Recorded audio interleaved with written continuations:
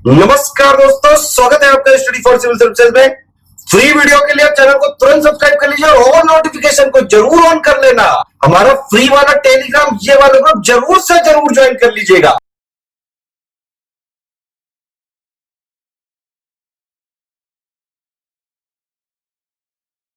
Hello students, welcome to study for civil services. मैं हूं आपका educator Kamalaksh Jha and prelims free test series आप लोग यहां पर देख रहे हैं। डेली बेसिस पर टॉपिक वाइज टेस्ट यहां पर आपको प्रोवाइड किए जाते हैं। इंग्लिश हिंदी दोनों में यहां पर टेस्ट होता है।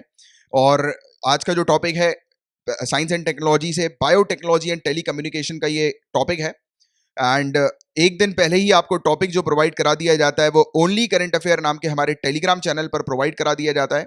आप इस टेलीग्राम चैनल को जरूर ज्वाइन कर लीजिए। यहाँ पर एक दिन पहले आपको टॉपिक्स दिए जाते हैं, नेक्स्ट डे उसका टेस्ट कंडक्ट करवाया जाता है।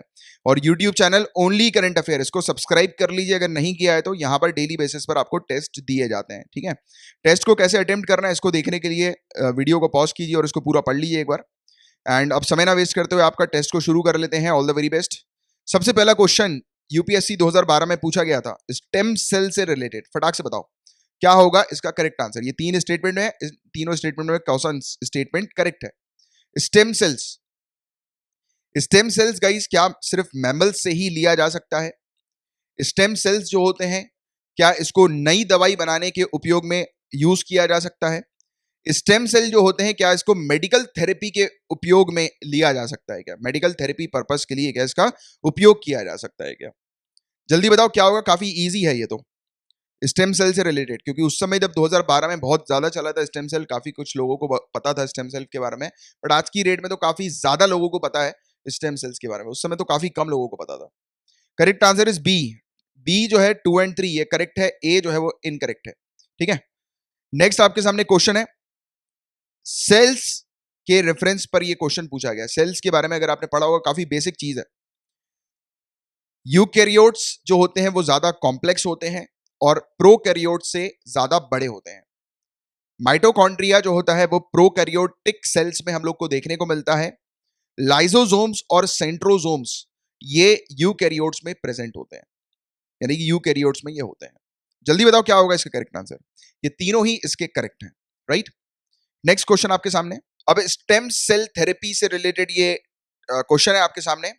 तो पहले जो स्टेटमेंट है उसमें कुल मिलाकर ये बात कही गई है कि स्टेम सेल जो होता है वो ट्रीटमेंट पर्पस के लिए उपयोग में लिया जाता है।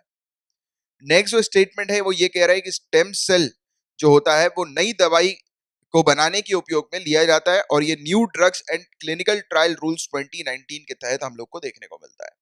क्या होगा इसका करेक्ट आंसर, जल्दी बताओ। तो पहले ही हम लोगों ने बात करी थी इन दोनों चीजों के बारे में। करेक्ट जो होगा वो दोनों ही होगा, राइट।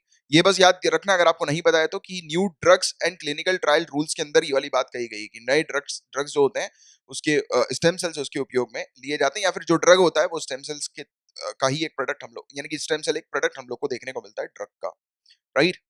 नेक्स्ट की बात करें, एस्ट्रोसाइट। यूपीएससी 2016 में ये क्वेश्चन एस्ट्रोसाइट का आया था। एस्ट्रोनॉमिकल ऑब्जर्वेटरी एस्ट्रोसाइट जो है ये इंडिया के द्वारा लॉन्च की गई थी। इनमें से बताइए कौन सा स्टेटमेंट करेक्ट है। यूएसए और इंडिया के बाद इंडिया इकलौती ऐसी कंट्री है जिसने ऐसी ऑब्जर्वेटरी स्पेस में लॉन्च करी है। एस्ट्रोसाइट का वजन 2000 किलोग्राम की एक सैटेलाइट हम लोग को देखने को मिलती है और इसको 1650 किलोमीटर धरती के ऊपर का जो डिस्टेंस है, यानी कि धरती के सरफेस के ऊपर 1650 किलोमीटर के ऑर्बिट में उसको प्लेस किया गया है। बताओ क्या होगा इसका correct answer. The correct answer is D, neither. दोनों ही इनकरेक्ट है। अगर पता करना है तो एस्ट्रोसाइट को डिटेल में जाके पढ़िए। नेक्स्ट क्वेश्चन, कौन सा स्टेटमेंट करेक्ट है स्पेस डिपार्टमेंट से related. Indian national committee for space research INCOSPAR ये 1962 में स्टैब्लिश की गई थी डिपार्टमेंट ऑफ एटॉमिक एनर्जी के अंडर। INCOSPAR जो है वो इसरो बनी थी, यानी कि इसको इसरो बना दिया गया था, यानी कि इस डिपार्टमेंट को ISRO Indian Space Research Organisation में कन्वर्ट कर दिया था 15 अगस्त 1968 को। स्पेस डिपार्टमेंट जो है अपनी report directly honourable president of India को प्रस्तुत करती है। इन तीनों में से गलत स्टेटमेंट आपको बताना है, करेक्ट नहीं गलत बताना है, इनकरेक्ट बताना है। इन तीनों में से क्या होगा गलत स्टेटमेंट, बताइए फटाफट। ये 2 एंड 3 इनकरेक्ट होगा, क्योंकि अगर आपको पता होता कि इसरो कब स्टैब्लिश हुई है तो ही आप इसको गलत कर देते, सेकंड को गलत कर देते। तो अगर आप सेकंड को गलत कर देते तो आपके पास ऑप्शन होता सिर्फ ये दोनों, ठीक है, ये दोनों, क्योंकि ये दोनों जो है वो गलत है। इवन शायद ये भी हो सकता था, ये 3, यानी कि आप इसको तो एलिमिनेट कर ही सकते थे, राइट। दूसरे की बात करें, स्पेस डिपार्टमेंट अपनी रिपोर्ट जो है वो honourable prime minister of India को प्रस्तुत करती है, ना कि ऑनरेबल प्रेसिडेंट को। इसका इजी एग्जांपल मैं आपको बताऊं तो आपने देखा होगा हमारे ऑनरेबल प्राइम मिनिस्टर जो थे वो चंद्रयान 2 के लॉन्च पर मौजूद थे, वहीं पर ही इवन जो मॉम जो मिशन जो था मार्स का जो हमारा मिशन था उसमें भी वो मौजूद थे। तो आप देखिए हमारे ऑनरेबल प्राइम मिनिस्टर जो होते हैं वो एक्टिव रहते हैं हमेशा इस प्रकार। कभी भी आप देखोगे, कभी भी स्पेस से रिलेटेड कोई बड़ी मतलब जो या फिर इसरो से रिलेटेड कोई बड़ी रिसर्च कंडक्ट होती है या कुछ भी ऐसा होता है बड़ा कुछ, तो उस समय ऑनरेबल प्राइम मिनिस्टर तुरंत वहां पर एक्टिव रहते हैं, राइट। या फिर वो बने रहते हैं लाइन पर, या फिर उनकी जो हॉटलाइन होती है उस पर हमेशा वो एक्टिव रहते हैं, बने रहते हैं बिल्कुल, आप देखिएगा हमेशा। तो जो है ये ऑनरेबल प्राइम मिनिस्टर, आपको पता ही होगा। हालांकि अब छठे क्वेश्चन में गाइस एक छोटी सी गलती हो गई है। अब आप जो है वो ईमानदारी से ये ऑप्शन मत पढ़िए, राइट। सिर्फ आप इससे आप बताइए कि ये करेक्ट पेयर जो है वो कौन सा होगा, ईमानदारी से, ठीक है। ये मुझसे गलती हो गई है, सॉरी, एक स्लाइड जो है वो मुझसे शायद डिलीट हो गई है। ईमानदारी से बताइएगा, जो लैंड आपको करेक्ट पेयर जो है वो बताना है। जो लैंडर जो है वो क्या विक्रम था, मून जो है वो क्या लूना 10 का हम लोग को देखने को मिला था, मून जो है वो लूना 10 से रिलेटेड था। रोवर जो है वो क्या वो ज्ञान था, या एक्सप्लोरर 1 जो है वो क्या वो यूएसए से रिलेटेड है, और पहला मून लैंडिंग मिशन जो है वो क्या वो अपोलो 12 है। तो देखो आपको पता होगा कि अभी अभी रिसेंट में ही हमने बात करी थी चंद्रयान 2 के बारे में, जिसमें हमने देखा था कि रोवर ज्ञान नहीं प्रज्ञान था, और ज्ञान नाम की कुछ चीज तो उसमें थी ही नहीं, तो आप इसको तो एलिमिनेट कर ही सकते हो 3 को, ठीक है। 3 को तो आपने एलिमिनेट कर ही दिया, तो आपका ये तो बिल्कुल हो ही नहीं सकता ये वाला ऑप्शन। और आपका जो करेक्ट ऑप्शन होगा 1 2 4 होगा, लैंडर विक्रम, और मून जो है वो लूना 10, एक्सप्लोरर 1 यूएसए, ठीक है। और पहला मून लैंडिंग मिशन जो है वो अपोलो 11 है, ना कि अपोलो 12। तो आप 5 को भी एलिमिनेट कर ही सकते थे, तो आपका पूरा एलिमिनेशन से ही आंसर मिल जाता। आप अगर सिर्फ रोवर आपको पता है प्रज्ञान है, और आप अगर पहला मून मिशन के बारे में अगर आपको पता होगा तो अपोलो 1, तो आप ऑटोमेटिकली जो है वो ये 3 और 5 को एलिमिनेट कर देते, तो आपको आंसर ऑटोमेटिकली मिल ही जाता, राइट, करेक्ट। तो 1 2 4 इज द करेक्ट आंसर, ठीक है। सॉरी, मैं माफी चाहूंगा इसके लिए, ये गलती अगली बार से कोशिश करूंगा रिपीट ना हो। इंडिया का पहला इंडिजीनियसली डेवलप्ड रॉकेट, इंडिया के अंदर खुद का बनाया गया रॉकेट कौन सा है, जल्दी बताओ। पहला इंडिया में बनाया गया रॉकेट रोहिणी 75, रोहिणी 75 RH-75 जिसको हम लोग कहते हैं, इसरो के द्वारा डेवलप किया गया था। ट्रूली इंडियन रॉकेट ये हम लोग को देखने को मिलता है। ये केरला से जो है वो लॉन्च किया गया था 1967 में। इनमें से इनकरेक्ट बताना है आप लोगों को, इनकरेक्ट स्टेटमेंट कौन सा है इनमें से। देखिए गगन प्रोजेक्ट के बारे में ये टॉपिक है, काफी इंपॉर्टेंट है, पहले भी पढ़ा चुका हूं इस टॉपिक को मैं आप लोग को। ये प्रोजेक्ट सिर्फ इसरो के द्वारा बनाया गया है।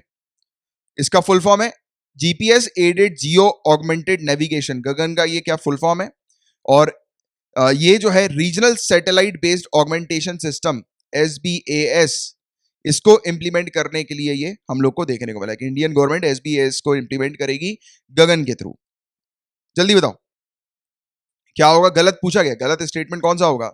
द गलत स्टेटमेंट जो होगा वो 1 ओनली गलत होगा, सेकंड स्टेटमेंट बिल्कुल करेक्ट है, राइट। और इसरो और एयरपोर्ट अथॉरिटी ऑफ इंडिया ने मिलकर गगन प्रोजेक्ट को डेवलप किया है, ठीक है। तो ये चीज आपको पता होनी चाहिए थी।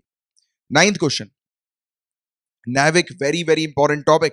नेविक मैंने पढ़ाया हुआ आप लोग को।